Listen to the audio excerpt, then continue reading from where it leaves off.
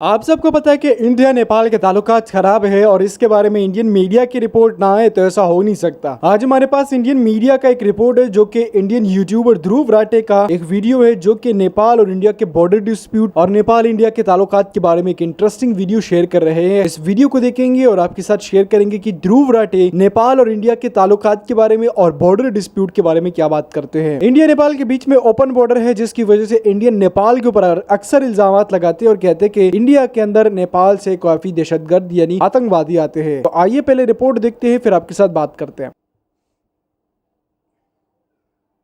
नमस्कार दोस्तों, इंडिया के जितने क्लोज रिलेशंस नेपाल के साथ रहे हैं हिस्टोरिकली, दुनिया में किसी और देश के साथ नहीं है। इंडियंस और नेपालीज बिना पासपोर्ट वीजा के ना सिर्फ बॉर्डर क्रॉस कर सकते हैं बल्कि एक दूसरे की कंट्रीज में काम भी कर सकते हैं, रह भी सकते हैं।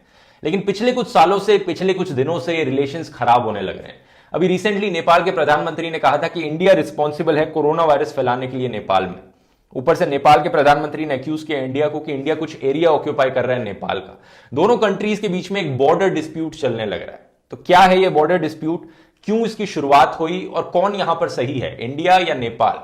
ये सब चीजें जानने की कोशिश करेंगे दोस्तों आज के इस वीडियो में। आइए देखते हैं। ये कंट्रोवर्सी आज से कुछ दिन पहले इंडियन मीडिया में आई जब नेपाल ने अपने देश का एक नया नक्शा निकाला, अपनी कंट्री का एक नया मैप निकाला और एक ऐसा एरिया अपने मैप में इंक्लूड किया इन्होंने नेपाल के अंदर जो पिछले मैप्स में नहीं किया था, जो एरिया एक्चुअली में आज के दिन इंडिया के कंट्रोल में है। कौन सा एरिया है एग्जैक्टली आप इनका नया मैप देखेंगे तो जो नॉर्थ वेस्ट टिप है नेपाल की, एक ट्रायंगुलर सा एरिया बाहर आ रहा है, ये वो डिस्प्यूटेड एरिया है। ये एरिया दोस्तों एक्चुअली में ईस्टर्न मोस्ट टिप है उत्तराखंड की। क्या है इस एरिया में? ये अराउंड 300 स्क्वायर किलोमीटर्स का एरिया है और जो नॉर्थ मोस्ट गांव कह सकते हो, जगह कह सकते हो है, वो है लिम्पियाधुरा। इसमें जो साउथ ईस्टर्न पार्ट है इसका वो है लीपू लेक पास और साउथ वेस्ट पे गुंजी आता है और काला पानी है इसके साउथ में। तो इन तीन जगहों के बेसिस पे इस एरिया को डिफाइन किया गया है, लिम्पियाधुरा, लीपू लेक और काला पानी। नेपाल का मानना है कि ये एरिया राइटफुली नेपाल को बिलोंग करता है और इंडिया का मानना है कि ऑब्वियसली ये एरिया इंडिया का है। इससे पहले हम इस सवाल पर जाएं कि कौन यहां पर सही है, क्या इस जमीन की हिस्ट्री है, पहले मैं आपको बताना चाहूंगा कि इस कंट्रोवर्सी की शुरुआत एक्चुअली में दो इवेंट से हुई थी जो करीब आज से 6 महीने पहले हुए थे। पहला इवेंट था नवंबर 2019 को कि मोदी सरकार ने एक नया मैप रिलीज किया इंडिया का, जिसमें जो काला पानी का रीजन था वो इंडिया के अंदर माना, जिससे नेपाल की गवर्नमेंट खुश नहीं हुई। और दूसरा इवेंट है 8 मई 2020 का, जब इंडिया के डिफेंस मिनिस्टर ने एक नई रोड इनॉग्रेट करी, करीब 80 किलोमीटर की रोड जो इंडिया नेपाल के बॉर्डर के साथ साथ जाती है और इस डिस्प्यूटेड एरिया से गुजरती हुई लीपू लेक तक पहुंचाती है। इस रोड का पर्पस बताया गया था कि कैलाश मानसरोवर यात्रा में जाने वाले लोगों को मदद मिलेगी, क्योंकि ये जो डिस्प्यूटेड एरिया है इसके ऊपर है तिब्बत, जहां पे कैलाश मानसरोवर है।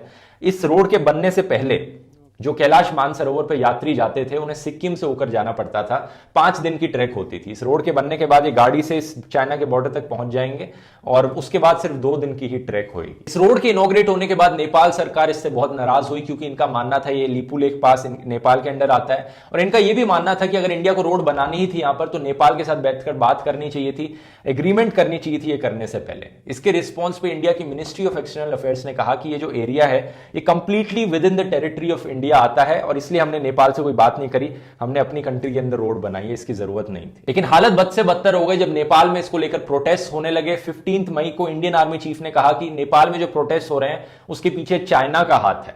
नेपाल में और गुस्सा हो गए इसको लेकर लोग और फिर नेपाल की सरकार ने अपना ये नया मैप निकाला जिसको लेकर ये पूरा डिस्प्यूट सामने आया।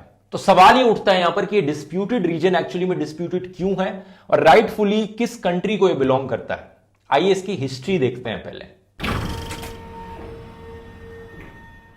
हमारी कहानी शुरू होती है आज से करीब 200 साल पहले 1800s में, जब इंडिया पर ब्रिटिश राज था। ब्रिटिशर्स ट्राई कर रहे थे नेपाल की तरफ एक्सपैंड करने की और नेपाल में उस वक्त एक किंगडम था, किंगडम ऑफ गोरखा।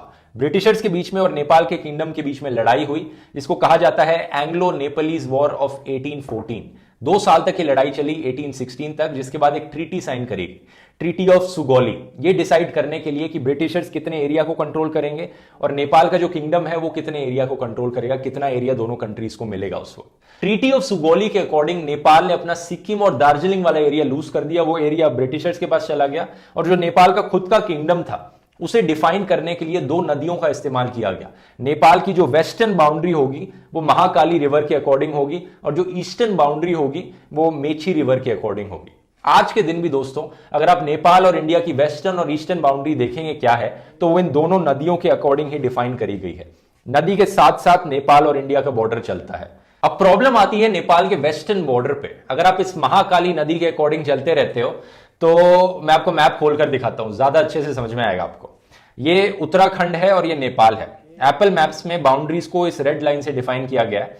अगर मैं जूम इन करता हूं तो आप देखेंगे ये रेड लाइन नदी के अकॉर्डिंग चलने लग रही है। इससे देख सकते हो आप कि कैसे पूरा का पूरा इंडिया नेपाल का बॉर्डर इस नदी के अकॉर्डिंग डिफाइन किया गया। अब मैं ऊपर जा रहा हूं इस नदी में, तो आप देखेंगे ये नदी चले जा रही है, लेकिन प्रॉब्लम आती है यहां पर ये नदी दो में बट जाती है। एक्चुअली दो में बटना सही नहीं होगा, ये एक्चुअली में मैं अपस्ट्रीम जाने लग रहा हूं।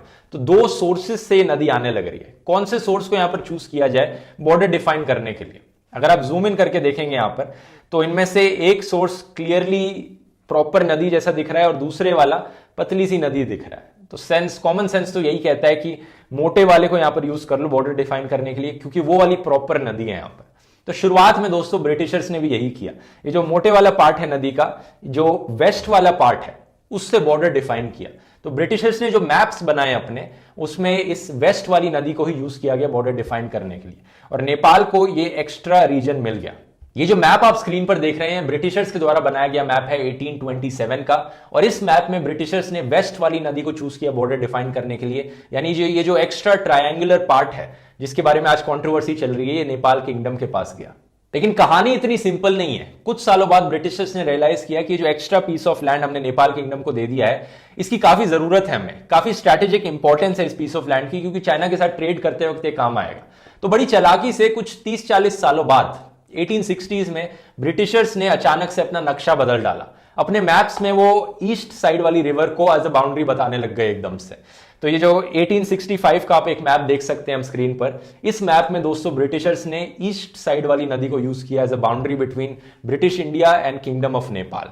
उस वक्त दोस्तों किंगडम ऑफ नेपाल को इस चीज से कोई प्रॉब्लम नहीं हुई, क्योंकि ये छोटा सा लैंड था और नेपाल के पर्सपेक्टिव से ये ज्यादा यूज का नहीं था। इसमें ना के बराबर लोग रहते थे, बहुत डिफिकल्ट टेरेन था और सिर्फ एक रास्ता गुजरता था इससे, जो पिलग्रिमेज रूट था कैलाश मानसरोवर तक जाने के लिए। तो नेपाल ने सोचा जाने दो, कुछ फर्क नहीं पड़ रहा हमें, ब्रिटिशर्स कंट्रोल कर सकते हैं इसे।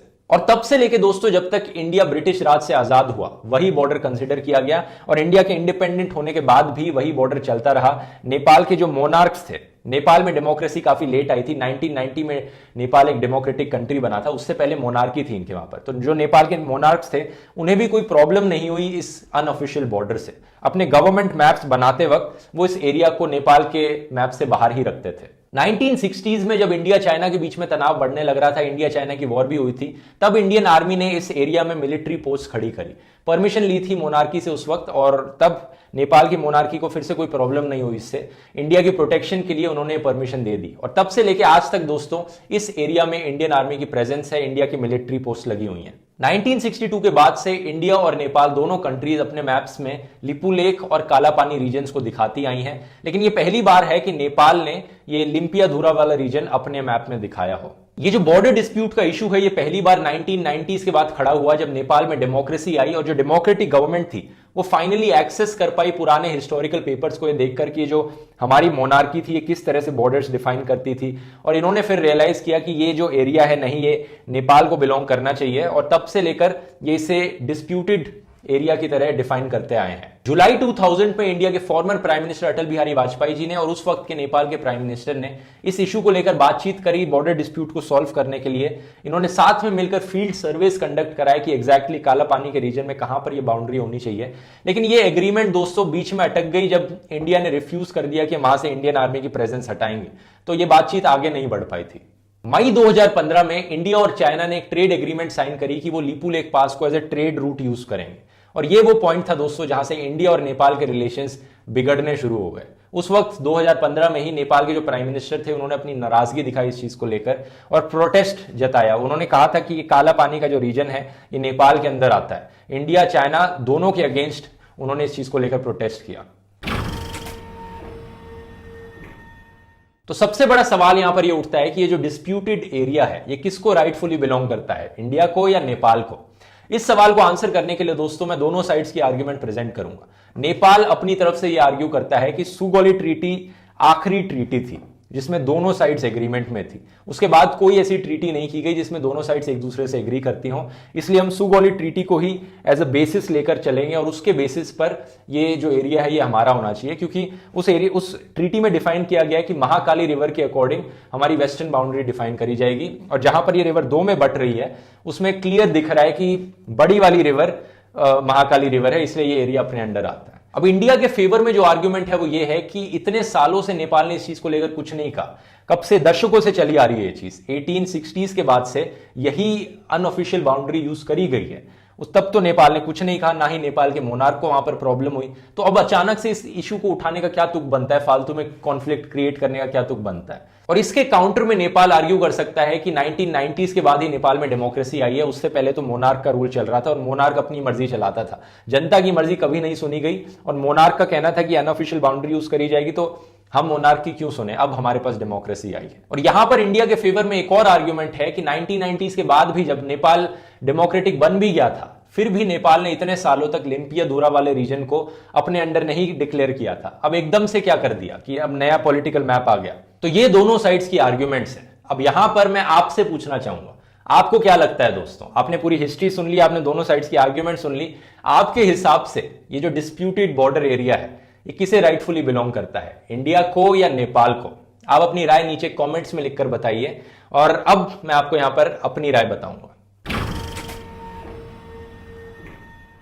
मेरी राय में दोस्तों, अगर हम इस सिचुएशन को ज्योग्राफिकली देखें तो यहां पर नेपाल सही है। अगर हम सुगौली ट्रीटी के अकॉर्डिंग जाएं, जो कहती है कि महाकाली रिवर के अकॉर्डिंग ही हमें नेपाल की वेस्टर्न बाउंड्री डिफाइन करनी है, तो ये बड़ा क्लियर है। जब नदी दो में बढ़ती है, वेस्ट वाली नदी ही बड़ी नदी है, उसी को ही एज अ बाउंड्री यूज किया जाना चाहिए, और इस लॉजिक से नेपाल सही है। लेकिन अगर आप इन सिचुएशन को प्रैक्टिकली और हिस्टोरिकली देखें तो मेरी राय में इंडिया सही है। ये रीजन इंडिया को बिलोंग करना चाहिए, क्योंकि 1860s के बाद से ब्रिटिशर्स भी इसी को बाउंड्री की तरह यूज करते आए हैं। और अगर नेपाल के राजा महाराजाओं को इससे कोई प्रॉब्लम नहीं हुई, इतने सालों बाद तक यही अनऑफिशियल बॉर्डर चलता रहा, तो एकदम से नेपाल बोले कि नहीं हमें वही पुराने वाला बॉर्डर चाहिए, आज से 100 साल पुराने वाला, तो ये सेंस नहीं बनाता कुछ। अगर हर कंट्री ऐसा ही करने लग गई तो बात नहीं बनेगी। जरा सोचकर देखिए, अगर जर्मनी फ्रांस के बीच में ऐसी सिचुएशन है, यहां पर जर्मनी बोले कि ये फ्रांस के अंदर ये वाला रीजन हमें चाहिए क्योंकि हमारे पुराने किंगडम्स के टाइम पे ये रीजन हमारे अंडर हुआ करता था, हालांकि पिछले 100 सालों से ऐसा नहीं हुआ है, लेकिन अब हमें चाहिए वो पुराने टाइम के लिए। ऐसे बात नहीं बनेगी। ऐसी कितनी कंट्रीज होंगी, कितने बॉर्डर्स होंगे दुनिया भर में ऐसे, जहां पर पहले कुछ वॉर हुआ करता था, अब कुछ नया सेट हो गया यहां पर। और तीसरा, अगर लॉजिकली सोचे तो ये कंट्रोवर्सी होनी नहीं चाहिए। इंडिया और नेपाल के बीच में जो बॉर्डर है वो तो वैसे भी नाम का है। इंडियंस नेपाली वैसे भी बॉर्डर क्रॉस कर सकते हैं, बिना पासपोर्ट वीजा के रह सकते हैं, काम कर सकते हैं वहां पर। तो ये जो डिस्प्यूटेड एरिया है, इसमें क्या स्पेशल होगा?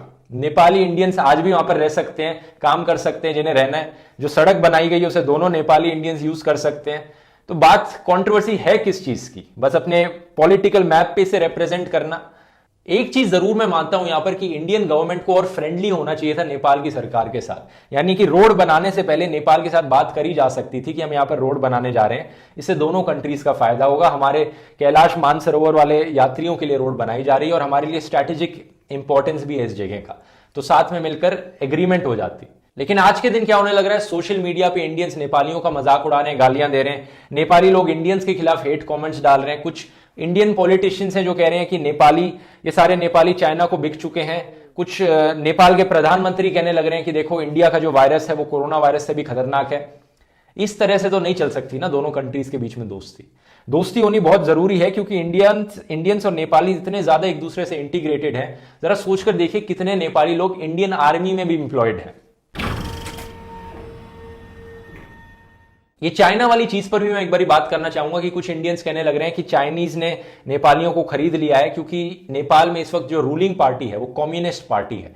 तो क्योंकि चाइना में भी कम्युनिस्ट पार्टी रूल करती है, तो कह रहे हैं कि चाइना का बहुत इंफ्लुएंस आ गया नेपाल के ऊपर। अब बाकी और इश्यूज में कुछ हद तक ये सही हो सकता है, लेकिन इस स्पेसिफिक इशू की अगर हम बात करें, जो बॉर्डर डिस्प्यूट चलने लग रहा है, मेरा मानना है कि इसमें चाइना का कोई लेना देना नहीं है। और इसके पीछे रीजंस क्या हैं, मैं आपको रीजंस बताता हूं। पहला रीजन तो यह है कि 2015 में जब इंडिया चाइना की ट्रेड एग्रीमेंट हुई थी लिपू लेक रीजन को लेकर, तो नेपाल ने दोनों कंट्रीज के खिलाफ प्रोटेस्ट किया था, और इंडिया और चाइना दोनों एक दूसरे से रिलेशंस बना रहे थे, जबकि नेपाल दोनों के अगेंस्ट था वहां पर। और दूसरा रीजन यह है कि नेपाल में जो ऑपोजिशन पार्टी है उसकी भी सेम राय है इस इशू को लेकर जो उनकी रूलिंग पार्टी की है। वहां की सारी पार्टीज ऑलमोस्ट इस इशू पर यूनाइटेड हैं कि हम इस एरिया को अपना मानते हैं। तो ये कहना कि फिर चाइना का इन्फ्लुएंस है एक पार्टी को लेकर, सेंस नहीं बनाता, लॉजिक नहीं बनता यहां पर। एंड में मैं यही कहना चाहूंगा कि मैं उम्मीद करता हूं दोनों कंट्रीज बातचीत से इस पूरे मसले को सुलझा सकें। ये बहुत जरूरी है क्योंकि नेपालीज और इंडियंस के बीच में जो कनेक्शन है और जो रिलेशन है वो बहुत स्ट्रांग है, बहुत डीप है। कितने सारे नेपाली लोग इंडिया में काम करते हैं, इंडियन गवर्नमेंट के अंदर काम करते हैं, आर्मी के अंदर काम करते हैं। और इस इशू के सोल्यूशन को ढूंढते वक्त दोनों साइड्स को यहां पर सेंसिटिव रहना पड़ेगा, एक दूसरे की बात समझनी पड़ेगी, एक दूसरे के पर्सपेक्टिव समझने पड़ेंगे ताकि सोल्यूशन निकल पाए यहां पर। उम्मीद है दोस्तों ये वीडियो आपको पसंद आया होगा। इस वीडियो को शेयर कीजिए और अगर आपको मेरा काम पसंद आता है आप सपोर्ट कर सकते हैं patreon.com/ध्रुव राठी पर, जहां पे आपको कई नए फीचर्स भी मिलेंगे सपोर्ट करने के रिटर्न में, जैसे कि एक व्हाट्सएप ग्रुप जहां पर मैं बात करता हूं पेट्रियंस के साथ और नए इश्यूज के बारे में हम डिस्कस करते हैं। और दूसरा ऑप्शन है, अगर आप सपोर्ट करना चाहते हैं तो यूट्यूब पे मेंबर बन के ज्वाइन बटन पे क्लिक करके आप कर सकते हैं। चलिए दोस्तों, मिलते हैं अगले वीडियो में फिर। बहुत बहुत धन्यवाद।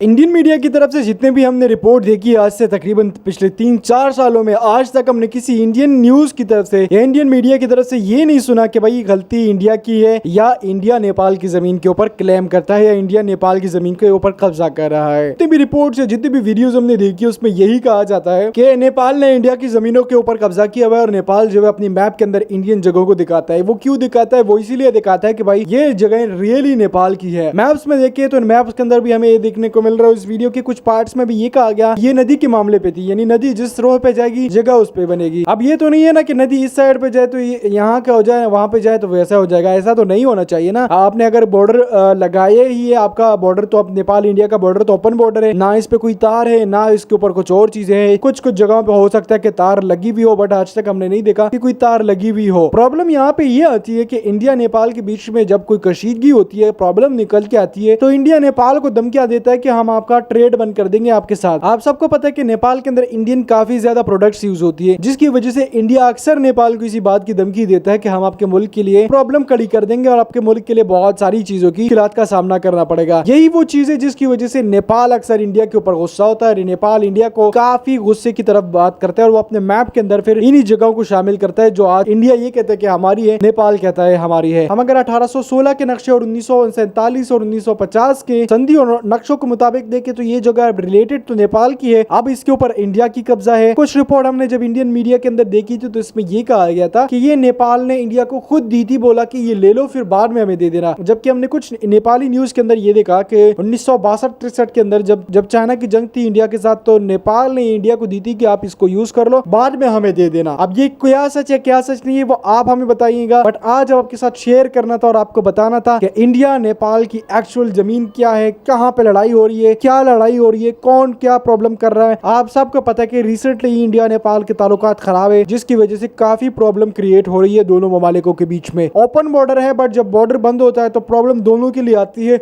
और इस दफा तो मैं ये कह रहा हूं कि भाई इस दफा अगर इंडिया ने बॉर्डर बंद कर दिया तो इंडिया के लिए खुद के लिए प्रॉब्लम हो जाएगी, क्योंकि इंडिया के बहुत सारी प्रोडक्ट्स नेपाल के अंदर है और नेपाल के अंदर अगर इंडियन आउट कैंपेन आ गया तो फिर इंडिया के लिए बहुत प्रॉब्लम खड़ी हो जाएगी। वीडियो अगर अच्छी लगी है तो लाइक, शेयर और सब्सक्राइब लाजमी करें।